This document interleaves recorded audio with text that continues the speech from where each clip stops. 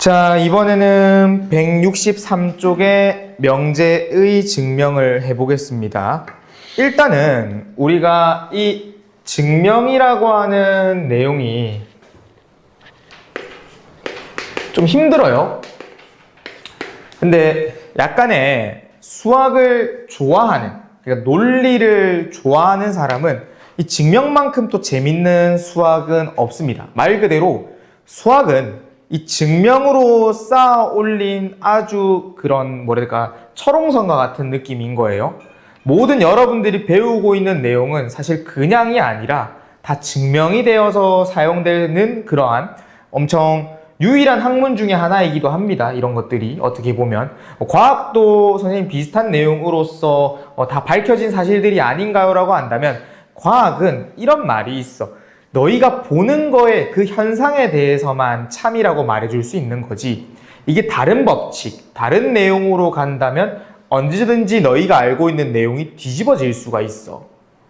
그렇기 때문에 모든 게 밝혀졌다고도 말을 할 수 있지만 사실 이거는 너희가 보고 있는 선에서의 밝혀진 내용들이라고 얘기도 해. 근데 수학은 아니란 말이야. 이 수학은 어떻게 보면 이 모든 그 출발선과 만들어진 게 다 체계를 통해서 만들어졌고, 그것들에 대해서 발레라고 하는 것들을 다 커버하려고 엄청난 연구와 노력들이 많이 들어와 있어요. 그래서 이 증명은 수학을 좋아하는 사람들한테는 가장 좋은 단원인데, 조금 수학을 어려워하는 친구들한테는 한없이 높은 벽입니다. 왜냐하면 어려워. 말 그대로 이해하기가 조금 어렵습니다.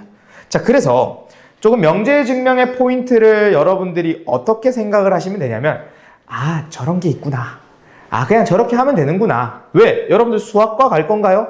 혹은 뭔가의 수학에 관련된 뭔가 통계학과라든지 그런 거 갈 건가요? 그러면 이거를 재밌어 할 거야, 애초에 처음부터. 근데 그렇지가 않다. 그러면 저런 증명이 있구나. 수학을 만들어지고 있는, 둘러싸고 있는 건 저런 게 있구나. 근데 학교 시험에서 낸데, 그럼 어떻게? 그냥 닥치고 외워야겠구나. 이런 느낌으로 받아들이시면 됩니다.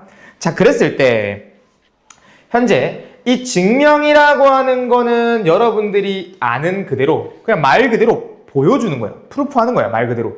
그럼 어떻게 그 수학적인 개념을 프루프할 거냐라고 한다면, 아까도 말했지, 수학은 이전에 있던 그 증명들이 쌓이고 쌓여서 체계적으로 발전돼 왔다고, 어떻게 보면. 그래서 이 증명은 우리가 명제라고 하는 건 가정이 결론으로 유도가 돼야 돼. 가정과 결론이 있어. 그러면 이 가정을 어떻게 보면 뭐뭐라고 하자가 된 거야.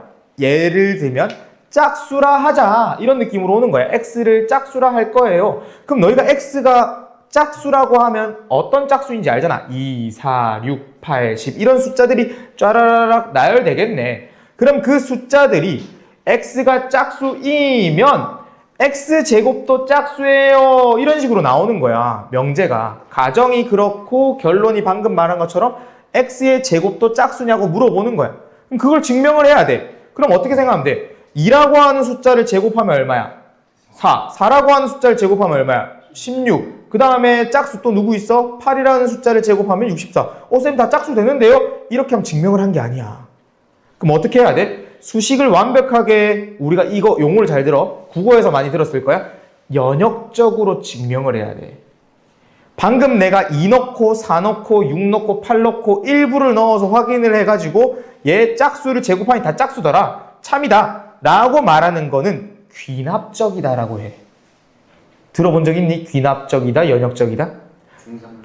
들어봤어? 국어에서 많이 얘기하거든요. 근데 사실 이게 귀납적이다라고 하는 건 어떻게 보면 사회 현상에서 많이 일어나는 것들입니다. 여러분들이 규정할 수 없는 규칙들이 존재하는데, 예를 들어 10가지 케이스가 전부 다 동일한 내용을 만들어주고 있대. 그럼 11번째 케이스 또한 그 내용으로 가겠다라고 추측할 수 있을 거 아니야. 정확한 뭔가의 그런 논리성에 의해서. 맞죠? 근데 이거를 증명하라고 하면 증명해서는 옳지가 않은 거야. 왜? 10개만 맞는 걸 수도 있는 거야. 네가 남은 90개를 본 적이 있냐라고 물어보는 거야. 그래도 할 말이 없잖아. 근데 10개가 됐으니까 11번째도 되겠지라고 생각을 하는 게 너희가 일반적인 상식 아니냐고. 그러니까 이렇게 생각을 하는 게 귀납적이다라고 말을 합니다. 그럼 연역적은 말 그대로 100가지 케이스를 다 보는 거야. 진짜 하나하나 거슬러 올라가서 수식으로 만들어서. 그래서 증명이 어려운 거예요. 되나요? 그래가지고 다시 설명. 잘 들어. 너희가 그러면 이 증명이라고 하는 건 가정에서 생기는 그 내용의 원리와 이전에 했던 피타고라스 같은 정리를 가지고 와서 결론이 됨을 밝혀야 되는 그 과정이 연역적으로 이루어져서 그것들에 대한 모든 걸 말을 해봐야 되는 건데 어렵다 했잖아. 그럼 이거를 어떻게 하냐면 두 가지 방법으로 가지고 옵니다. 그 두 가지 방법 중에 첫 번째가 뭐냐면 바로 이겁니다. 여기서 대우가 뭐였습니까? 우리가? 대우가 뭐였지? P면 Q이다에서 뒤집어서 역이 돼서 그 역을 뭐 해야 된다? 부정. not Q이면 not P이다를 갖고 오라고 했지. 그런데 우리가 이 대우가 왜 중요하다라고 했었냐면 P면 Q이다가 참이었다면 not Q이면 not P이다가 또한 뭐가 된다 했어? 참이 된다 했지. 운명 공동체 같은 배를 탔다고 했었지. 그럼 이걸 거꾸로 대우 명제가 참이면 당연히 주어진 P면 Q이다 또한 참이 되겠네?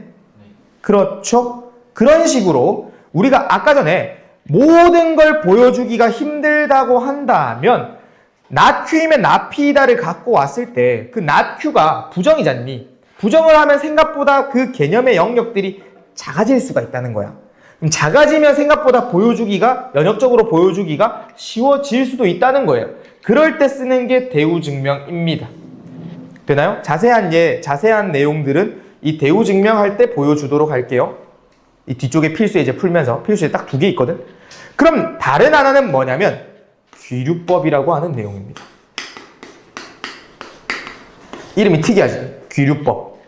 귀류법이라고 하는 친구의 증명이 존재합니다. 자, 이것도 당연히 필수 예제를 보면서 한 번 더 설명을 할 거긴 한데 그 뜻에 대한 내용을 잘 이해해야 돼. 잘 들어주세요. 어렵습니다. 그러니까 우리가 아까도 말했지만 가정에서 출발한 내용으로부터 결론을 유도해내는 과정은 상당히 어렵다고. 여러분들은 그 증명의 과정을 해본 적이 없다 보니까 더 체감 난이도가 높아요. 그러다 보니까 이 두 가지 방법에 대해서의 증명만 여러분들이 배워요. 고등학교에서 이 증명에 관련된 내용은 요거 말고 하나가 더 나오거든. 수학적 귀납법 이렇게 하나. 그거는 고등학교 2학년 때 배웁니다. 네. 근데 지금에서는 이 두 개만 배워졌을 때 귀류법이 시험 출제 빈도율이 제일 높아요. 그렇다면 이 귀류법은 뭐냐면 이 대우 명제랑 비슷해. 대우 증명이랑 비슷합니다. 우리가 P면 Q이다라는 명제가 참인지를 확인하는 방법으로서 이 친구는 not Q이면 not P다를 갖고 오는 상황이 많이 들어오고 이 귀류법도 요 놈이랑 비슷하단 말이야. 근데 차이점이 뭐냐면 이런 거야. 봐봐. 루트 2는 무리수다. 이거 여러분들 그간에 어떻게 배웠습니까? 루트 2는 무리수이다를 어떻게 배웠어? 그냥 당연하게 쟤는 무리수예요 라고 배웠잖니. 사실 아까도 말했지만 이게 공든탑, 이게 철옹성과 같은 게 사실 이거 증명이 가능해요. 증명을 할 수가 있다고, 보여줄 수가 있다고. 근데 이걸 어떻게 보일래라고 한다면 우리가 일반적으로 가정과 결론의 유도 내용으로 가면 못 보인다고, 못 보이는 경우가 많다고. 너무 힘들어서. 그러다 보니까 요 놈을 대우 증명으로 갖고 오려고 하니까 대우 증명을 하기가 힘드네. 뭐뭐는 뭐뭐이다 해서. 얘는 그러면 대우를 갖고 오면 유리수라면 무리수의 대우 부정이 유리수잖아. 유리수라면 루트 2는 아니다. 뭐 이런 느낌으로 와야 되니까 이상하잖아. 그러니까 이런 내용에서는 귀류법이 쓸만하다는 거야. 이 귀류법은 어떻게 가냐면 우리가 보다시피 P면 Q이다라는 명제에 가정은 여기 그대로 있다고 생각을 하시고요. Q라고 하는 결론을 먼저 갖고 와. 그래서 결론을 부정합니다.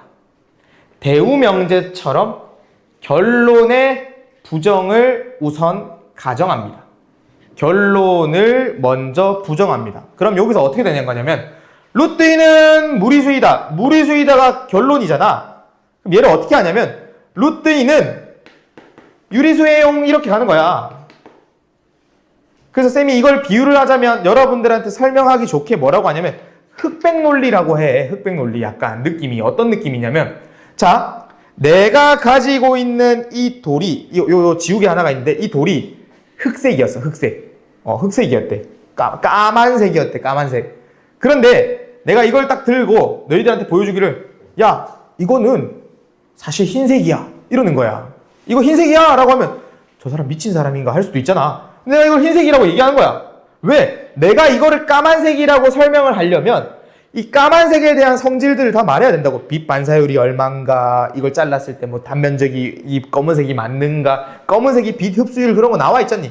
그런 걸로 막 다 조사를 해야 됐다고. 근데 그 조사를 해도 99가지가 조사를 했을 때 검은색이 가진 특징이 다 증명이 됐는데 한 가지가 애매해. 그럼 검은색이라 말할 수가 있어? 말 못한단 말이야. 그러니까 이걸 어떻게 가냐면 얘 흰색입니다 이렇게 말을 하는 거야.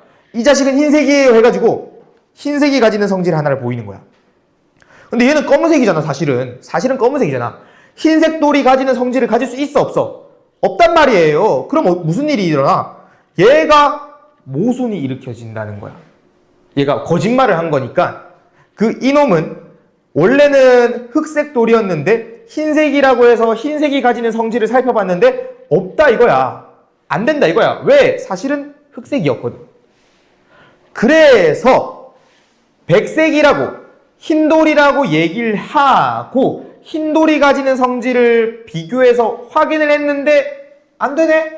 모순이 일어났네? 가정의 조건에 모순이 일어나서 얘는 흰색 돌이 가지는 성질을 안 가졌어요.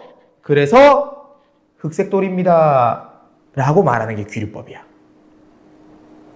내용이 어렵지? 네. 내용이 어려워요. 증명은 원래 어려워요.